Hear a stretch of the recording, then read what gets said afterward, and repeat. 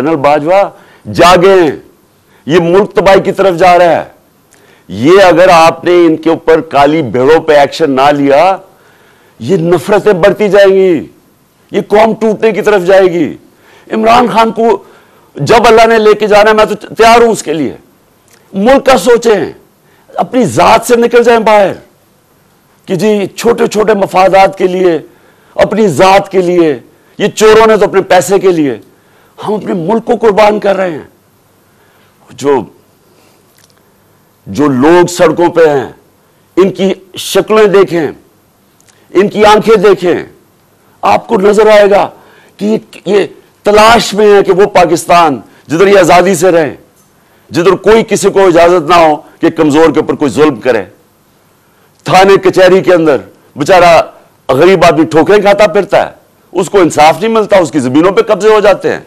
और ये बड़े बड़े डाकू हर बारी आके अपनी सारी चोरी माफ करवा लेते हैं। 1100 अरब रुपए की ये चोरी माफ करवा रहे हैं अपने, 1100 अरब रुपए का एनआरओ ले रहे हैं, मुल्क को तबाही के अंदर डाल के, माइशत तबाह करके, महंगाई में लोगों को फंसा के, और सिर्फ अपने पैसे बचाने के लिए एनआरओ ले रहे हैं। और इनको कोई फिक्र ही नहीं है, मुल्क को जो मर्जी हो, इनके तो पैसे बाहर पड़े हुए हैं। इनके लिए हमें हमारे ऊपर तशद्दुद किया जा रहा है, जिसका जीना मरना पाकिस्तान में, जिनके पैसे ही बाहर पड़े हुए हैं, जो ईदें बाहर हैं, जो इनकी शॉपिंग बाहर है, बच्चे बाहर हैं, जिन्होंने जायदादें बाहर बनाई हुई हैं, बिलियंस ऑफ डॉलर की प्रॉपर्टी है, उनके लिए हमें कुर्बान कर रहे हैं। और गद्दार फिर कौन रहा? कौन है पाकिस्तान का गद्दार? मेरे ऊपर गद्दारी का पर्चा कर दिया, शहबाज गिल के ऊपर कस्टोडियल टॉर्चर हुई, ये दुनिया में बैंड है। उसके ऊपर मैंने आवाज उठाई और मैंने कहा कि जिसने रिमांड में भेजा उस आदमी को जिसके ऊपर कस्टोडियल टॉर्चर हो, उसके ऊपर कानूनी कार्रवाई करेंगे। मेरे पे दहशतगर्दी का पर्चा लगा दिया। तो ये पाकिस्तान किधर जा रहा है? हम वो खुद भूले ना, जो कौम अपने नजरिए से हटती है वो मर जाती है। हमारा तो नजरिया था, हमारा नजरिया है इस्लामी फलाई रियासत, जो मदीना की रियासत के ऊपर बेस करनी थी। इलामा इकबाल की शायरी तो पढ़ लें सारी, वो सारा वक्त जगाता रहा इलामा इकबाल, गुलाम मुसलमानों को जगाने की कोशिश कर रहा था कि गुलामों की कोई जिंदगी नहीं है, परवाज सिर्फ शाहीन आजाद की है। और आजादी तब आती है जब इंसाफ मिलता है। इंसाफ जब तक नहीं मिलता वो कौम आजाद नहीं होती। या इंसाफ ही नहीं है चीफ जस्टिस साहब।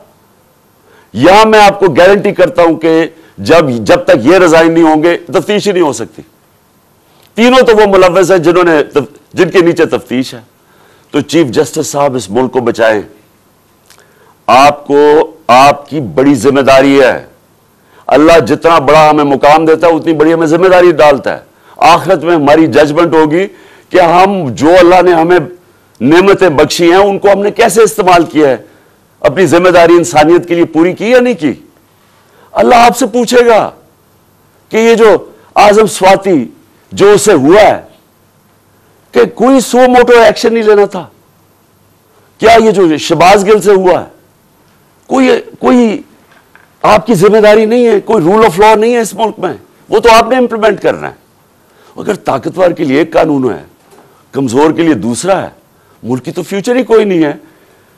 क्योंकि मेरे नबी सल्लल्लाहु अलैहि वसल्लम ने 1500 साल पहले तकरीबन उन्होंने कह दिया था कि वो कौमें जो कमजोरों को, चोरों को जेलों में डालती हैं और ताकतवर डाकुओं को पकड़ती नहीं है, वो तबाह हो जाती हैं। आज सारी जो डेवलपिंग वर्ल्ड है वो क्यों गरीब है? क्योंकि वहां ताकतवर कानून के ऊपर है। और अगर सिंगापुर ऊपर गया था तो उनके स्टेट्समैन ने ताकतवर को कानून के नीचे ले, उसकी स्टोरी पढ़ लें कि कैसे उसने सिंगापुर को उठाया था। पहले इंसाफ लेके आया, इंसाफ से करप्शन खत्म हुई और उसके बाद खुशहाली आ गई। शेर शाह सूरी सबसे बड़ा माना जाता है कि ये जो बादशाह थे हिंदुस्तान के सबसे बड़ा, क्या किया शेर शाह सूरी? किधर से शुरू हुआ? जो उसको जागीर मिली बिहार में, उसने क्या किया? उसने रूल ऑफ लॉ कायम कर दिया, उसने सारे बड़े बड़े डाकुओं को खत्म कर दिया, उसने वहां इंसाफ कर दिया। सारे ताजर इर्द गिर्द की जागीरों से छोड़ के तो शेरशाह सूरी की जागीर में आ गए, वहां खुशहाली आ गई क्योंकि वहां इंसाफ था। उधर से वो खड़ा हुआ और उधर से उसने जब हिंदुस्तान की संभाली जब हुकूमत, तो उधर उसने इंसाफ कायम किया। इसलिए आज उसने लोगों के जब इंसाफ आया खुशहाली आ गई।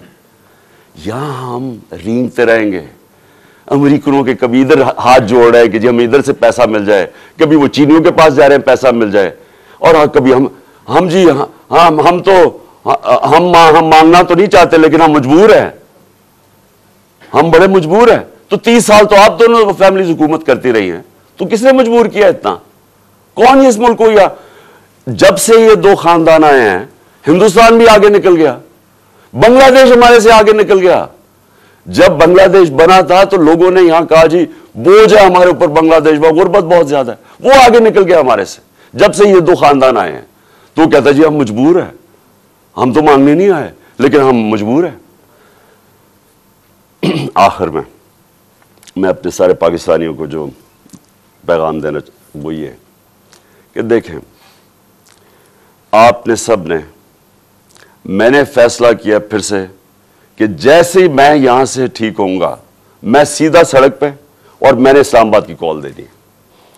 आप सबसे मैं सिर्फ ये कहता हूं कि अपने बच्चों, अपने मुस्तकबिल के लिए आपने कभी कॉम्प्रोमाइज नहीं करना अपनी आजादी के लिए। गुलाम कौम दुनिया में उसकी इज्जत नहीं होती। हरे पासपोर्ट पूछे हमारे पाकिस्तानियों से क्या होता रहा, दुनिया इज्जत नहीं करती और वो कौम ऊपर ही नहीं जा सकती। अगर हमने ये गुलामी करके ऊपर जाना था तो हम कब 40 साल से तो मैं जानता हूं गुलामी कर रहे हैं। वो एक कोई अमेरिकन आता है उसके पैर में गिर जाते हैं, कोई गोरा रंग देखते हैं उसके जूते पॉलिश करने शुरू कर देते। वो जब साजिश हो रही थी तो मुझे याद है कि अमेरिकन वो औरत कोई अमेरिकन एम्बेसी से मरियम नवाज को मिलने गई, वो घर से बाहर गई उसको रिसीव करने के लिए। उसे ऐसे मिले जैसे कोई बरतानिया की पता नहीं कोई मलका आ गई। उसके सामने सिर्फ लेट ही नहीं गई कि मेरे ऊपर से चल के जाओ, जाके उसके जूते ना गंदे हो जाए। ये अपने आप को हम जलील करते हैं सारी जगह दुनिया के अंदर, क्योंकि हम बेकारियों की तरह फिरते हैं, कौमी गैरत खो बैठे। और क्यों नहीं हम आगे बढ़ सकते? क्योंकि इंसाफ नहीं है। इंसाफ नहीं है, खुशहाली नहीं है, इंसाफ नहीं है, आज़ादी नहीं है। तो मेरे पाकिस्तानियों, आपने सब ने जब तक ये 3 लोग रिजाइन नहीं करते आपने प्रोटेस्ट करना है।